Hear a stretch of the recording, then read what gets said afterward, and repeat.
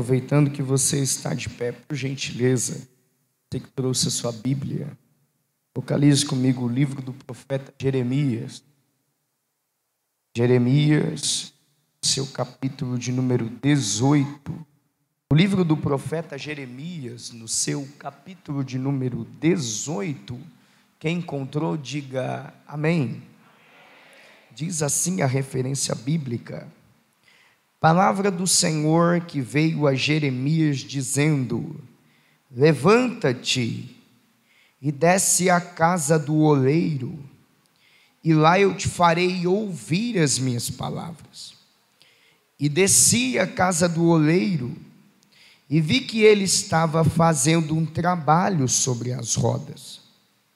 E o vaso que ele fazia de barro desfigurou-se e quebrou-se na mão do oleiro. Então tornou a fazer dele outro vaso, conforme pareceu bem aos seus olhos fazer. Então veio a mim a palavra do Senhor, dizendo: porventura não poderei eu fazer de vós como fez este oleiro, ó casa de Israel? Eis que como o barro está na mão do oleiro, assim estáis vós em minha mão, ó casa de Israel. Se assente adorando ao nome de Jesus. Queridos, antes de nós iniciarmos a ministração da palavra, eu trouxe comigo alguns materiais, alguns livros de conteúdo evangélico, livros muito bons. Eu trabalho na casa publicadora da Assembleia de Deus e eu sempre trago comigo alguns materiais, como por exemplo este aqui, Vocação, do pastor Elias Torralbo, que dá aula na Faculdade Teológica de São Paulo. É um livro muito bom para você que está se descobrindo no ministério, você que deseja ser instrumento nas mãos do Senhor. Também eu trouxe este livro chamado Escatologia Pentecostal. Você que deseja aprender um pouco mais e saber também do que nós estamos vivendo. Nós estamos vivendo a última hora da igreja. Então você que deseja nos abençoar, nós estaremos lá atrás, no final, com certeza. E você que deseja abençoar o meu ministério, adquirir um pouco mais de conhecimento, nos abençoe. E certamente você também será abençoado. Mas, meus queridos irmãos, eu quero utilizar deste texto bíblico, do livro do profeta Jeremias, no capítulo número 18. Porém, quando nós olhamos para o contexto do livro do profeta Jeremias, nós vamos perceber que o livro do profeta Jeremias registra talvez um dos períodos mais caóticos e difíceis da história de Israel, da história do povo israelita, pois dentro desse contexto todos nós sabemos que Israel já havia sido dividido em 2 reinos. 10 tribos vão para o norte, compondo o reino norte com a sua capital Samaria, e 2 tribos vão para o sul, compondo o reino sul com a sua capital Jerusalém.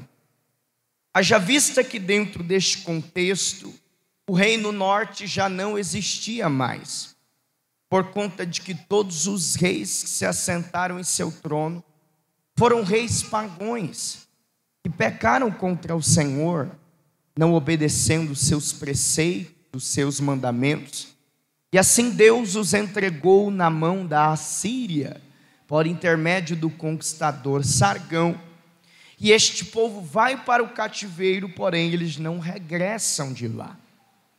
Resta agora o reino sul, e no reino sul nós percebemos que existe uma certa intercalação dos reis que se assentaram no trono, pois no reino sul houveram homens que se assentaram no trono e levaram o povo à ruína, à idolatria, à ignorância e ao pecado grosseiro. Mas também houveram homens que, quando se assentaram no trono de Jerusalém, revolucionaram, levando o povo a grandes despertamentos espirituais.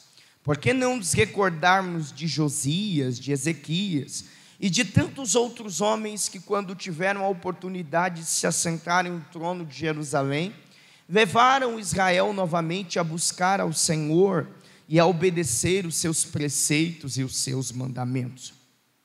Porém, quando nós analisamos o contexto do capítulo de número 18, nós vamos perceber que Jerusalém, o povo do Reino Sul, vive dias sombrios, vive dias de idolatria, de ignorância e pecado grosseiro.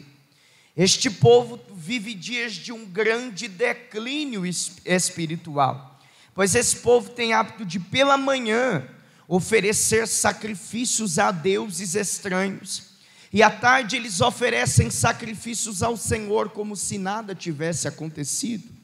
O próprio Jeremias, no livro de Lamentações, a partir do capítulo de número 4, no verso de número 9 a seguir, vai dizer que esse povo tem hábito de ir a um vale chamado Vale de Rinom, para oferecerem suas crianças queimadas a um deus pagão por nome de Moloque. Jerusalém vive dias sombrios, vive dias de um grande declínio espiritual. E o grande problema é que esse declínio espiritual de Jerusalém, ele inicia e principia-se dentro do templo, pois o templo está repleto de imagens de escultura. Há uma imagem em cima do altar que causa ciúmes em Deus. Para piorar tudo isso, há um grupo de aproximadamente 70 anciões, e eles se reúnem nas recâmaras do templo com um incensário na mão, e eles adoram a imagens de répteis que estão desenhadas nas paredes, que na antiga aliança são símbolos de demônios. Para piorar tudo isso, há um grupo de aproximadamente 12 sacerdotes, que se reúnem todos os dias nas portas do templo, porém eles estão virados de costas para o santuário, e eles adoram o sol, mostrando autossuficiência, e que Jerusalém não necessita mais da bondade, da misericórdia do Senhor Deus. É aí então que Deus decide tirar os seus olhos de Jerusalém por alguns instantes, e Deus olha para uma pequena cidade próxima de Benjamim, por nome de Anatote. Deus olha em especial dentro de Anatote para uma família, e o chefe desta família é um homem por nome de Ilquias. Ilquias é nada mais, nada menos do que sumo sacerdote, um homem de grande influência, não só dentro do templo, como também dentro do palácio, pois Ilquias foi um homem muito influente no período do reinado do rei Josias. Ilquias é casado, sua esposa está gestante, porém, eles não têm a tecnologia adequada para saber o sexo da criança. Mas presumo eu que dentro de uma sociedade completamente machista, como é a sociedade judaica, obviamente que o que está planejando e projetando, que a criança que está no ventre de sua esposa provavelmente será um filho varão, e que se for um filho varão, ele irá ensiná-lo, doutriná-lo, nos caminhos e nos preceitos estabelecidos por Deus, para que essa criança futuramente ocupe uma posição de destaque, de renome, de reconhecimento dentro do templo. Em outras palavras, Ilquias deseja que seu filho siga seus passos e também se torne um sacerdote. Os planos e os projetos de Ilquias são muito bons, mas o problema é que Deus tem a visão panorâmica de toda a situação.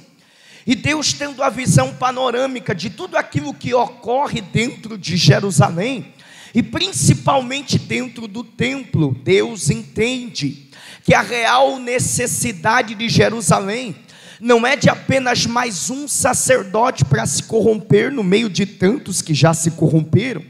Deus entende que a real necessidade de Jerusalém não é de apenas mais um homem que tenha compromisso com quem ouve a mensagem, não com quem lhe deu a mensagem. Deus entende que a real necessidade de Jerusalém não é de apenas mais um sacerdote corrompido, mas porém de profeta. E por que profeta? Porque profeta é diferente de sacerdote que já se corrompeu. Porque sacerdote corrompido se preocupa em massagear o ego de quem ouve a mensagem. Sacerdote corrompido tem compromisso com quem ouve a mensagem, não com quem lhe deu a mensagem.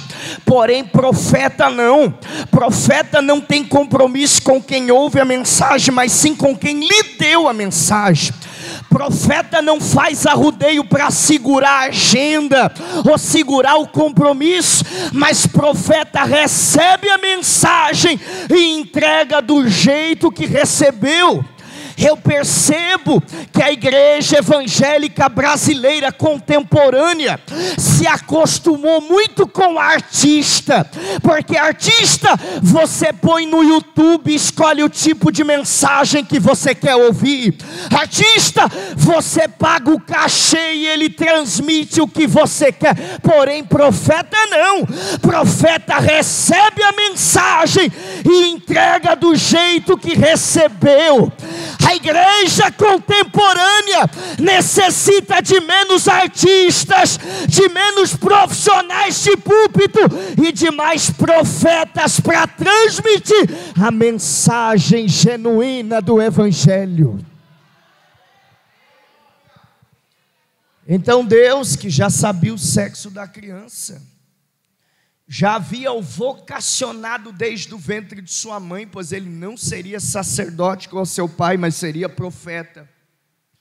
Deus, que já havia até dado um nome a essa criança, que seria Jeremias. Deus escolhe Jeremias para o ministério profético. E Deus, escolhendo Jeremias para o ministério profético dentro desse período caótico, não está dando uma tarefa fácil para Jeremias. Então você percebe que o livro de Jeremias é composto pelos seus 52 capítulos, que na verdade não está na sua ordem cronológica. E você percebe que o livro é repleto de alegorias, pois Deus utiliza de formas alegóricas para falar com Jeremias acerca de seu ministério, e com Jerusalém acerca das punições e dos castigos que sobreviriam sobre eles, se eles não regressassem novamente aos caminhos do Senhor. Então no capítulo de número 1, a partir do versículo de número 11, Deus se revela a primeira vez de forma alegórica no livro, chamando Jeremias para o ministério profético. Jeremias tem cerca de seus 20 anos de idade. Ele ainda não atingiu a maioridade judaica, que se atingia a partir dos 30. Por isso Jeremias utiliza uma expressão dizendo que ele é uma criança. Na verdade, não é que Jeremias é uma criança, é que Jeremias ainda não atingiu a maioridade judaica. Por isso não se acha apto, capacitado para assumir o ministério profético. É aí então que Deus se revela a primeira vez de forma alegórica no livro. No capítulo de número 1, a partir do versículo de número 11, Deus se revela de forma alegórica dizendo: Jeremias, o que é que você está vendo? Bom Senhor, eu estou vendo uma vara de amendoeira. Disseste bem, Jeremias, porque eu velo pela minha palavra para cumpri-la. É Deus dizendo mais ou menos o seguinte para Jeremias: Jeremias, está vendo esta vara de amendoeira? Ela é a primeira flor a florescer na primavera. O inverno mal cessou e a amendoeira já está dando seus ramos, já está dando seus frutos. Jeremias, o processo da amendoeira é rápido, é instantâneo. O processo da amendoeira é para agora, Jeremias. Jeremias, o que eu tenho para fazer na tua vida é independente se você atingiu a maioridade judaica, é independente se te acham apto ou capacitado para assumir o ministério que eu tenho para você. Jeremias, o que eu tenho para fazer na tua vida não é para quando você desejar tomar o posicionamento que eu quero que você tome agora. Jeremias, o que eu tenho para fazer na tua vida é como a vara de amendoeira. Eu vou te usar agora, eu quero fazer agora, eu vou fazer agora na tua vida, Jeremias. Então você percebe que o livro é alegórico. É óbvio que não dá tempo da gente falar de todas as alegorias que existem no livro. Somente no capítulo 1 nós vamos encontrar pelo menos 5 tipos de formas alegóricas, e até mesmo assuntos relacionados à escatologia, como no capítulo 1, versículo de número 13. Mas não é a pauta, o assunto que nós queremos tratar aqui nessa noite. Mas me chama a atenção os versículos de número 17, 18 e 19 do capítulo de número 1, porque Deus está chamando Jeremias para ser profeta. E todas as vezes que Deus chama alguém para ser oráculo, para ser arauto, para ser profeta, é quando um povo ou alguém está caminhando na mão contrária do que Deus estabeleceu. E o profeta é a boca do próprio Deus para transmitir uma mensagem de conversão, ou seja, de regresso, de retorno novamente à vontade de Deus. Então Deus está entregando uma tarefa árdua a Jeremias, e a ordem de Deus para ele é: Jeremias, você vai pregar contra os moradores desta terra, você vai pregar contra os sacerdotes deste lugar, e você vai pregar contra os reis dessa terra. Tarefa árdua essa que Deus está entregando aos cuidados de Jeremias, e Deus já sabe de tudo que Jeremias vai enfrentar, por ser fiel ao ministério e cumprir o seu chamado. Deus já sabia que no capítulo de número 11, Jeremias sairia de sua terra natal, Anatote, iria para Jerusalém, pregar contra os sacerdotes, e sua família iria contra ele, dizendo que ele enlouqueceu. Deus já sabia que no capítulo 16, Jeremias seria celibatário, e seria privado de se casar, porque Deus assolaria as mulheres com chagas. Deus já sabia que no capítulo 20, Jeremias estaria preso no átrio lateral do templo, o sacerdote passaria para oferecer sacrifício em pecado, Jeremias pregaria contra o sacerdote e seria espancado dentro do templo. Deus já sabia que no capítulo 38, Jeremias seria lançado na cisterna, por confrontar o rei Zedequias, que não queria mais ouvir a voz de Deus. É aí então que Deus está dizendo para Jeremias: Jeremias, eu sei tudo que você vai enfrentar, por me servir com fidelidade e cumprir o seu ministério, mas hoje eu estou te tornando cidade forte, eu estou te tornando coluna de ferro, e eu estou te tornando muro de bronze. Jeremias, pelejarão contra ti, mas eu sou contigo para te livrar, diz o Senhor. É Deus dizendo o seguinte para Jeremias: Jeremias, eu estou te tornando cidade forte, ou seja, eu estou te armando com as armas adequadas para você enfrentar qualquer tipo de adversário e de investida que sobrevier contra a tua vida. Jeremias, eu estou te tornando coluna de ferro, porque você vai ser mais do que o sustento de Jerusalém. Estou te tornando coluna de ferro, porque se você fosse de concreto, dependendo das pancadas que você levasse, você poderia se rachar ou quebrar. Mas eu estou te tornando coluna de ferro, porque quanto mais bater em você, mais faísca sairá de você. Jeremias, Jeremias, eu estou te tornando muro de bronze, porque enquanto você cumpre a minha vontade, eu serei a tua proteção. Jeremias, oh glória. O livro é alegórico, mas é óbvio que não dá tempo da gente tratar de todas as alegorias. Mas me chama a atenção o capítulo de número 13, porque Deus dá uma ordem ao profeta dizendo: Jeremias, levanta e compra para si um cinto de linho, e cinge ele sobre os teus lombos. Jeremias vai comprar o cinto, cinge sobre os lombos, e aí vem a segunda ordem de Deus: agora vai, enterra o cinto na fenda da rocha, próximo do rio Eufrates, e depois de muitos dias você desenterra o cinto. Jeremias compra o cinto, enterra conforme a ordem de Deus, e depois de muitos dias ele vai desenterrar. Só que tem um porém: quando Jeremias desenterra o cinto já não é mais o mesmo que ele enterrou. Porque o cinto que ele enterrou novo, em perfeitas condições, em ótimo estado, agora quando Jeremias desenterra, o cinto está apodrecido, desfigurado e não tem utilidade alguma. Aqui é Deus falando com Jerusalém, dizendo a eles o seguinte: assim como o cinto estava ligado a Jeremias, vocês estavam ligados a mim. Vocês eram o meu povo e tinham aliança comigo, mas vocês se prostituíram e adulteraram contra mim com deuses estranhos. E pelo fato de eu falar com vocês usando os profetas cerca de 900 anos, e vocês não darem ouvidos à minha voz, eu vou permitir que o cinto seja arrancado e a aliança seja quebrada. E o período em que o cinto passa enterrado representa os 70 anos do cativeiro em Babilônia.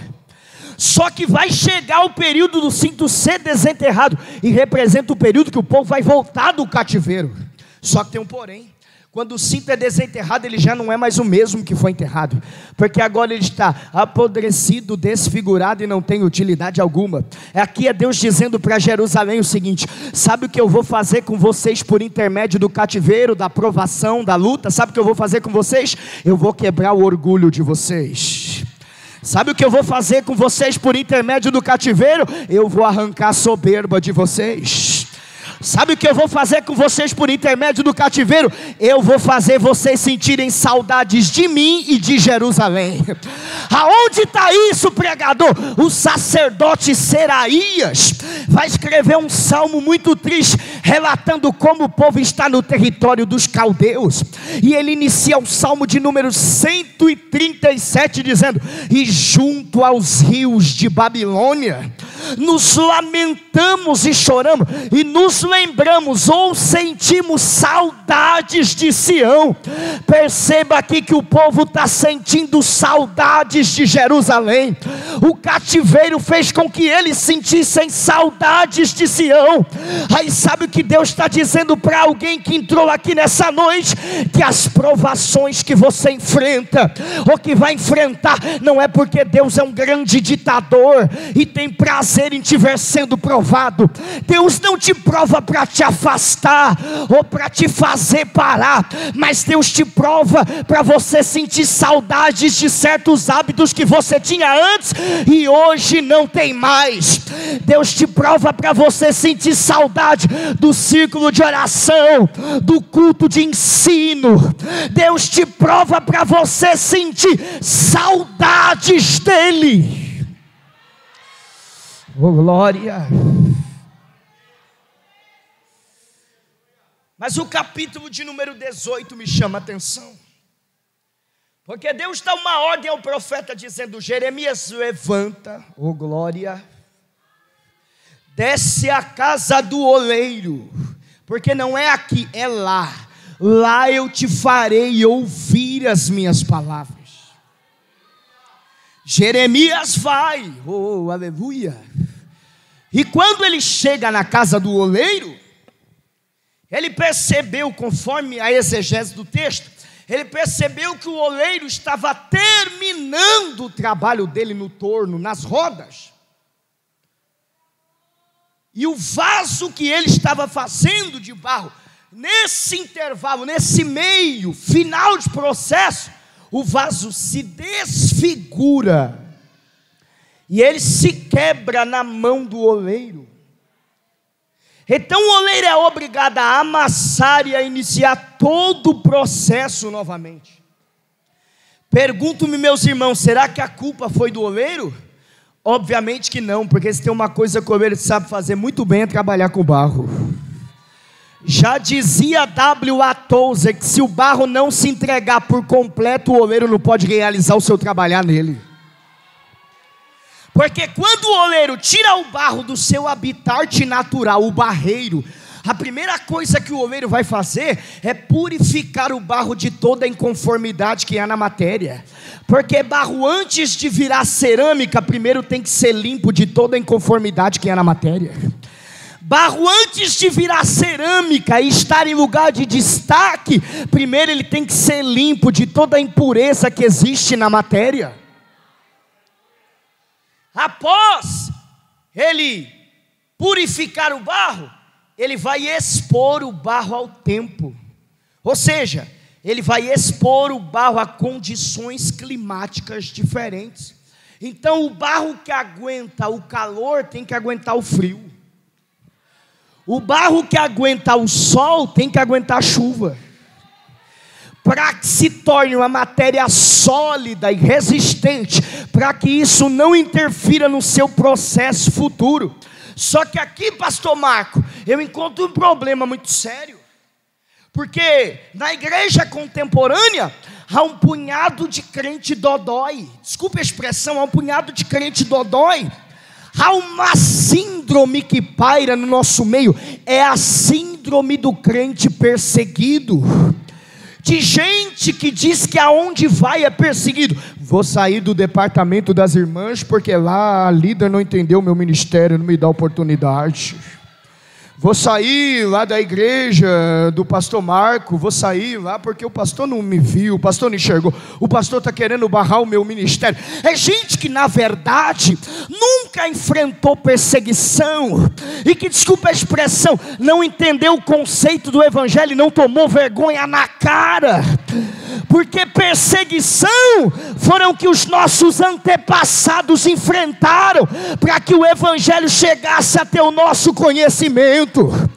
Por que não nos recordarmos do bispo da igreja de Esmirna, Policarpo, que por ordem do endemoniado de Domiciliano foi ordenado para ser lançado no Coliseu e ser espetáculo, ser devorado pelas feras.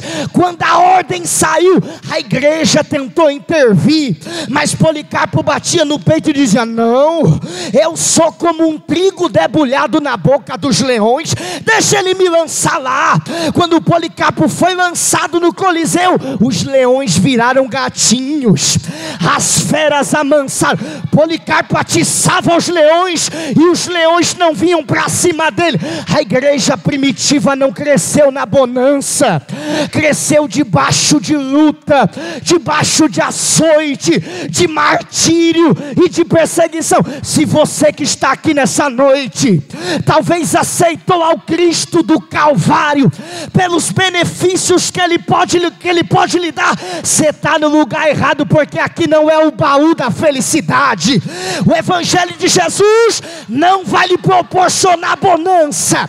Se você deseja crescer com Jesus, se prepara para apanhar, se prepara para sofrer, se prepara para sofrer as marcas de Cristo em seu corpo.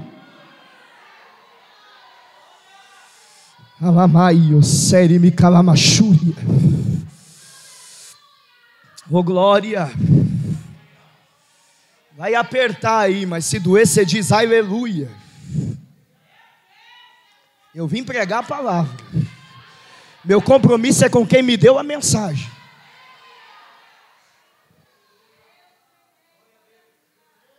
Oh glória. Ele expõe o barro ao tempo. Mas existe uma expressão grega para oleiro, chamada keramueus. E esse na verdade é o próximo processo do oleiro com a matéria, porque agora ele vai misturar. E essa expressão keramueus significa misturar, porque agora ele vai misturar o barro com a água. E quanto mais o barro se envolve com a água, mais fácil fica para o oleiro deixar do jeito que ele quer. Quanto mais o barro se envolve com a água, mais fácil fica para o oleiro deixar do tamanho, do formato e do jeito que ele quer. Só que aqui eu encontro outro problema sério. Porque quando se fala de envolvimento do barro com a água, a clara tipologia do Espírito, a gente está falando de relacionamento. E o grande problema de se falar de relacionamento para a igreja, que é a clara representação de oração, porque ninguém se relaciona com Deus se não for por intermédio de oração. O grande problema é que nunca se viveu um período que as nossas canções se tornaram tão hipócritas. Nós cantamos, eu quero ir mais fundo, leva-me mais perto, eu quero conhecer Jesus, quando na verdade nem gostar de orar a gente gosta mais. Os nossos trabalhos de oração perecem na igreja, porque nós não oramos mais. Eu me recordo que quando eu era garoto, a minha mãe se converteu ao Senhor Jesus Cristo, por intermédio da irmã Marlene, dirigente do ciclo de oração da Deus é Amor. E a minha mãe me arrastava para a igreja, e eu tinha que ir para o círculo de oração, e o círculo de oração iniciava às 14 horas com oração. Mas hoje os crentes modernos só chegam depois das 15, porque sabem que a oração já passou. As nossas vigílias, se é que dá para chamar de vigília, gente, nada contra quem gosta do corinho aí, mas é uma batucada a madrugada inteira e você não vê Deus. São 30 cantores no cartaz, disputando quem utiliza melhor do melisma, do vibrato, do falsete, do soprano, do contralto, do tenor. São 3 pregadores, porque tem que ser a vigília hiper mega blaster. São 3 pregadores disputando quem conhece mais da exegese do texto, da hermenêutica, da homilética, da cabala, da midrash, dos tesouros de Agadosh. E você não vê mais Deus, você vê meras manifestações mecânicas e de entretenimento, porque nesses trabalhos, aonde o pilar central era a oração, o entretenimento tomou conta. Mas deixa eu dizer uma coisa para você: você pode até ser pregador sem orar, você pode ser cantor sem orar, você pode ser obreiro sem orar, e pode exercer qualquer tipo de função sem oração, mas você jamais será íntimo de Deus sem oração. Estão querendo, oh glória, recamútia, reparacia, oh glória, eu estou sentindo Deus aqui, eu sinto a presença de Deus aqui nessa noite. Estão querendo abrir a porta que Jesus mandou fechar. Jesus deixou bem claro no evangelho escrito por Mateus, no capítulo de número 6, quando fores orar, não façais igual os fariseus, que oram nas esquinas com orações eloquentes, mostrando que eles são espirituais. Não, quando fores orar, entra dentro do teu quarto. Ou seja, o que Jesus está querendo dizer é o seguinte: entra dentro do teu quarto e fecha a porta da particularidade, porque está na hora da igreja voltar a ter particular com Deus. O grande problema da igreja contemporânea é que nós não entendemos o segredo do êxito com Deus. O segredo do êxito com Deus não está na evidência, não está na popularidade, não está em quantos cartazes eu apareço por mês, ou em quantos amigos eu tenho nas redes sociais, mas o segredo do êxito com Deus está na particularidade que você tem com Ele. Oh glória!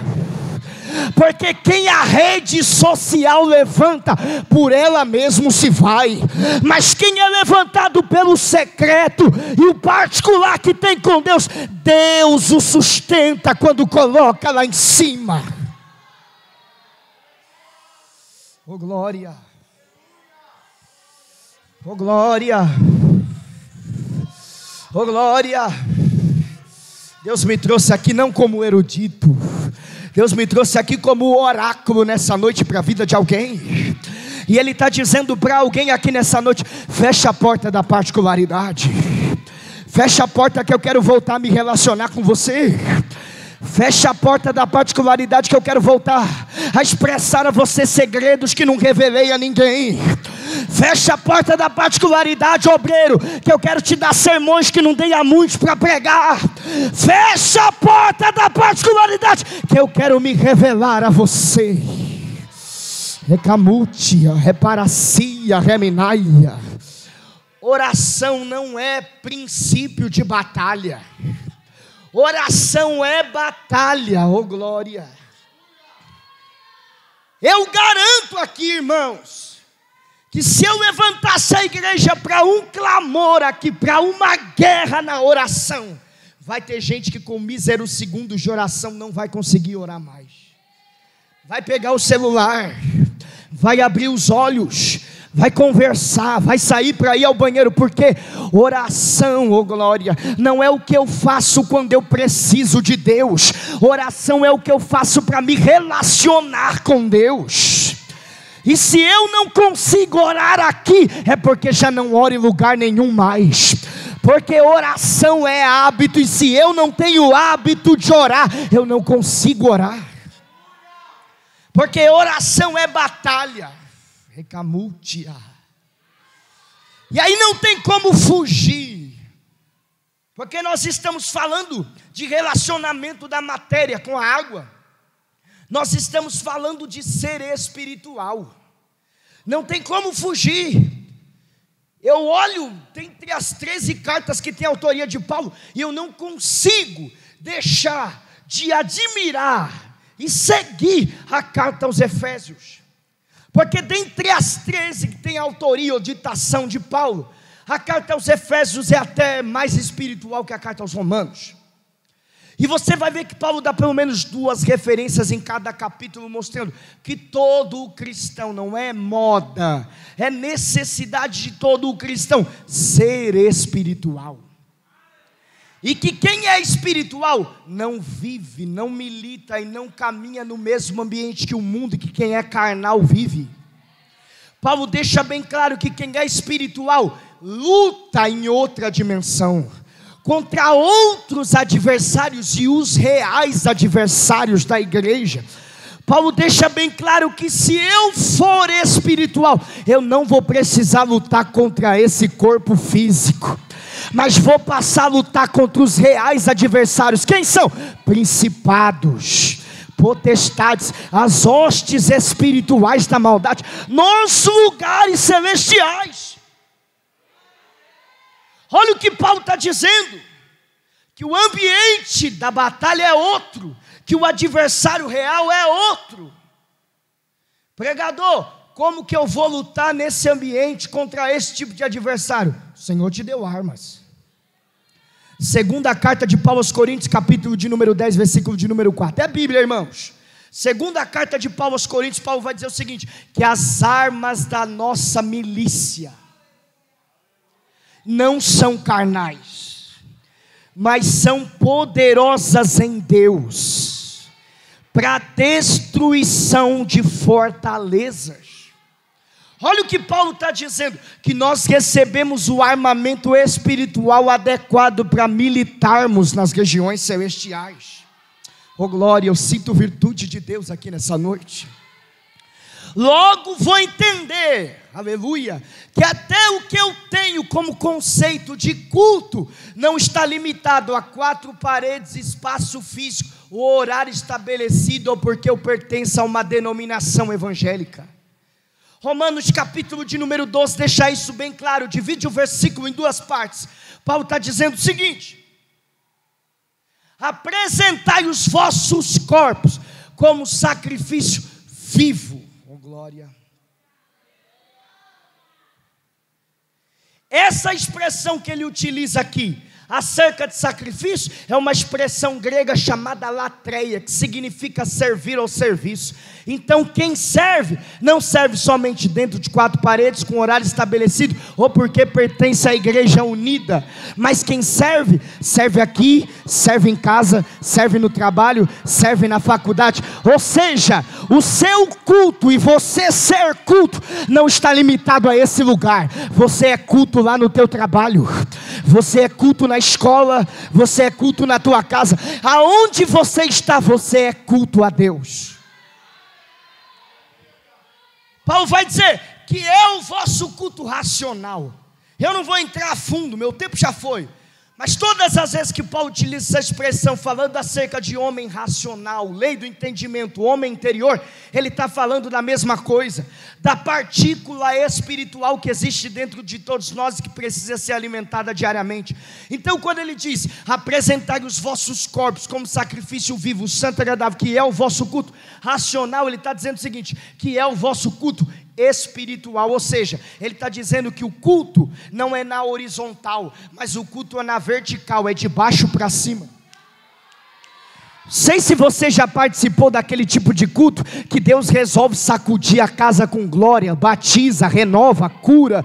Já passou do horário de terminar e o obreiro está lá na porta, ele é obrigado a fechar a porta, porque tem gente que foi arrebatada, tem gente que foi batizada, tem gente que ainda está no meio da igreja. Então, sempre quando termina, tem 1 ou 2 dos irmãos que saem comentando, olha, eu não sei o que aconteceu lá em Vila Carmozina hoje, eu não sei se a igreja subiu ou se o céu desceu. Na verdade não foi o céu que desceu, foi você que subiu para uma atmosfera espiritual elevada. Oh glória, recamute, reminasse.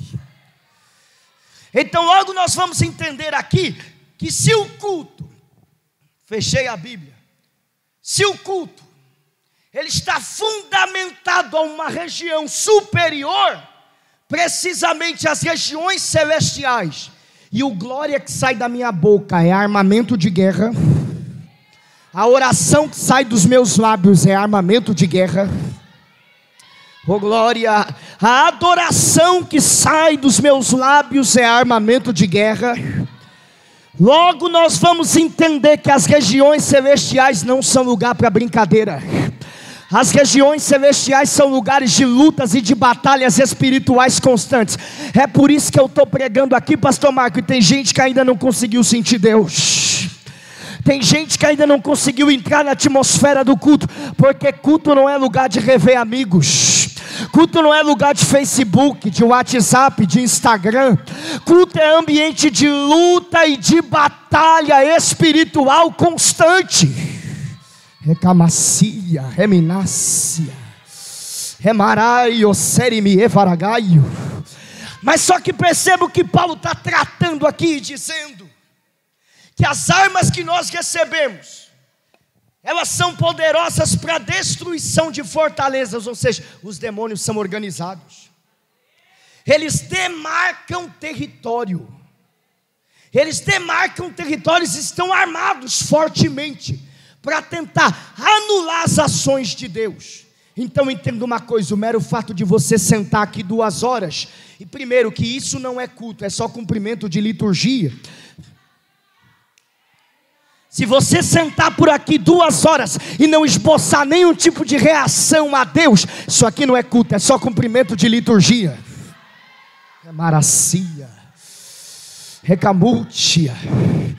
E isso não anula as ações de Satanás, tentando impedir o trabalhar de Deus neste lugar. O que anula as ações de Satanás e dá total legalidade para que Deus haja neste lugar é fazer como Abraão costumava fazer. E o que Abraão costumava fazer? Aonde ele ia, ele levantava altar. Ele prestava culto, aonde ele estava, ele prestava culto. E quando Abraão levantava o altar, ele demarcava território. Ou seja, quando ele levantava o altar, ele estava dizendo: esse lugar é território de Deus. Satanás não tem poder sobre este lugar. Eu estou levantando o altar, vou oferecer sacrifício no altar. Esse lugar é território de Deus. Somente Deus tem legalidade para agir neste lugar. Aí Deus trouxe alguém aqui nessa noite para dizer para você: chega de vir para cá só cumprir a liturgia. Chega de vir para cá só bater o ponto do culto. Está na hora de você vir para cá e ser culto de verdade, prestar o teu sacrifício vivo. Eu tenho uma notícia para te dar: não existe mais sacrifício de pomba, não existe mais sacrifício de cordeiro, não existe mais sacrifício de boi. Você é o sacrifício. Não adianta sentar 2 horas, dizer que o pregador não foi bom, que a sede não louvou muito bem, que as congregações não louvaram bem, se você não veio ser culto. Deus não faz culto, quem faz culto é você. Recamaio, serimi, evaracia. E enquanto você sobe o nível da adoração, leva a batalha para o ambiente que você pode vencer, Deus encontra legalidade para agir no ambiente onde nós estamos. Deus encontra legalidade para trabalhar no ambiente onde nós estamos. Então, enquanto você sobe de nível, Deus encontra legalidade para agir embaixo. Você sobe o nível e Deus encontra legalidade para curar embaixo. Você sobe o nível e Deus encontra legalidade para batizar embaixo. Você sobe o nível e Deus encontra legalidade para fortalecer embaixo.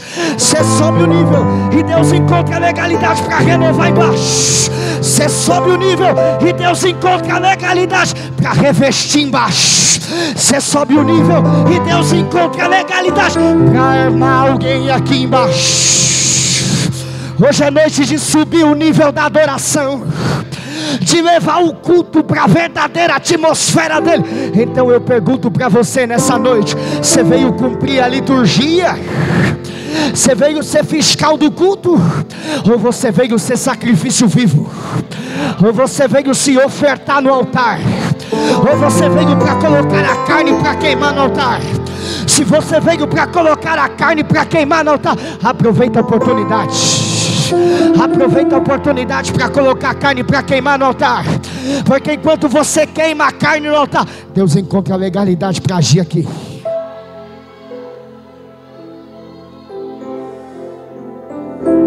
Eu parei, oh glória, Recamútia, reparacia, reminasse. Eu sinto virtude de Deus aqui.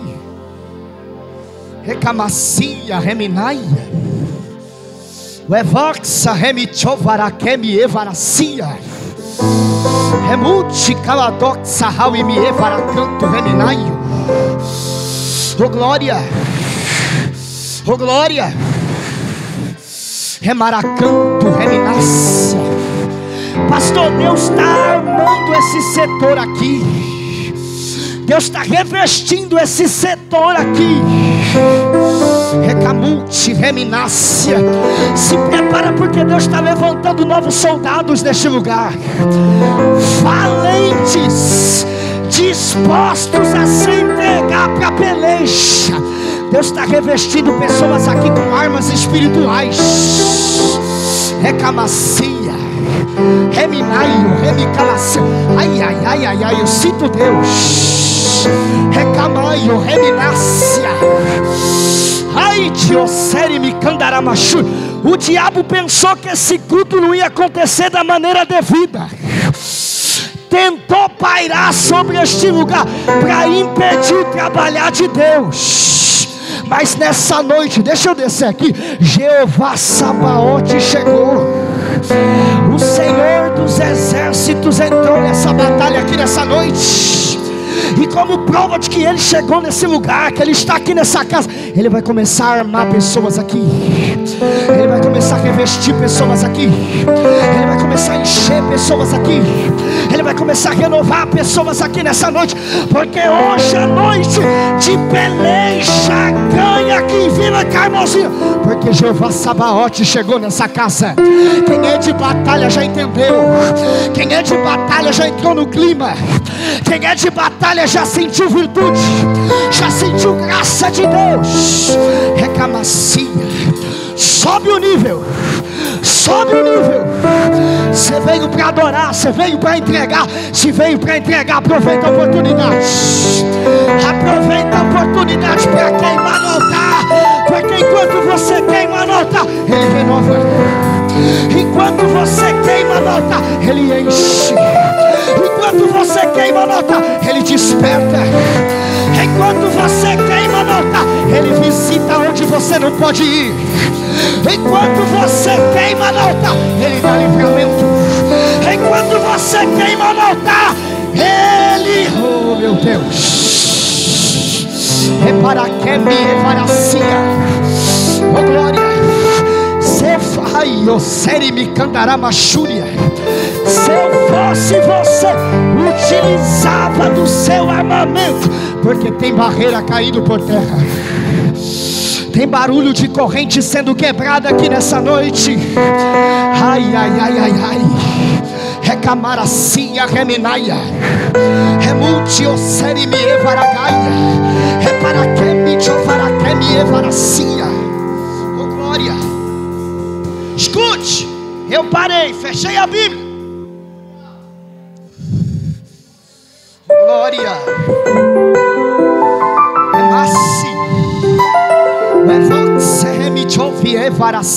Meu Deus, minha vontade é de correr aqui. Eu sinto Deus, uma presença poderosíssima de Deus. Ai, ai, ai, ai, ai. Recamute, reparaqueme, revaxe, reminaia, recalaci, calabute, replicaladox.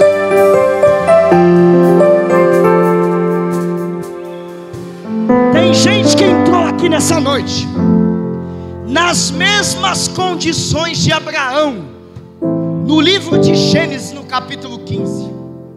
Eu vou entregar isso aqui. Tem gente que entrou aqui, lembra do texto?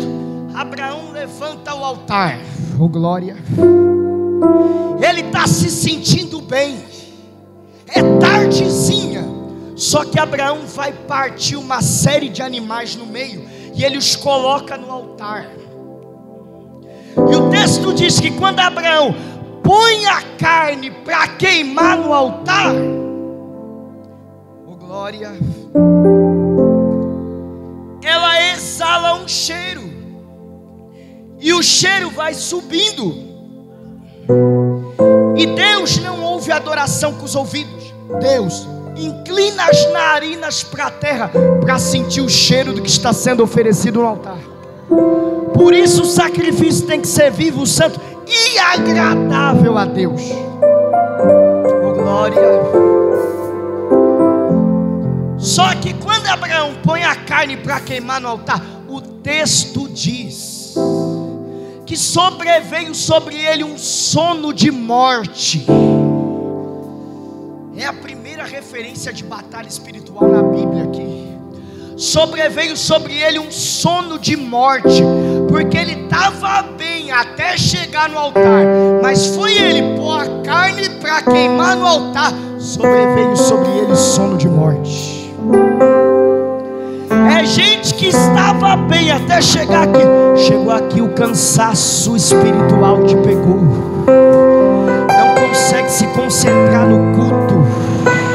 Sentiu sono, cansaço. Oh glória. Só que quando Abraão põe a carne para queimar no altar, o cheiro não chega primeiro nas narinas de Deus. Algumas aves de rapina sentem o cheiro do que Abraão está oferecendo, e elas dão um rasante para tentar roubar o que Abraão está oferecendo no altar. Porque quando, oh glória, só que quando Abraão percebe que vai perder o que ele está oferecendo no altar, ele despertou do sono de morte. Ele se armou, alguém já pegou, e ele começa a militar contra aquilo que estava impedindo ele de oferecer o seu culto. Porque quando você põe a carne para queimar no altar, o cheiro não chega primeiro nas narinas de Deus. Existem demônios nas regiões celestiais que sentem o cheiro do que está sendo oferecido no altar e vão tentar roubar o que está sendo oferecido no altar. É por isso que tem gente que não se concentra no culto. É por isso que tem gente que não sente Deus no culto. É por isso que tem gente que dorme no culto. É por isso que tem gente que sente o cansaço no culto. Mas eu vim aqui ser profeta nessa noite. Eu vim aqui ser profeta e eu vou profetizar de olho aberto, porque eu estou acreditando em tudo aqui nessa noite. Mas nessa noite Deus está dizendo que alguém aqui, que o sono de morte pegou você. Faz tempo que você não sente Deus. Faz tempo que você não presta o culto da maneira devida. O diabo pensou que ia neutralizar e parar você, mas nessa noite Deus te desperta do sono de morte. Deus nessa noite coloca uma espada na tua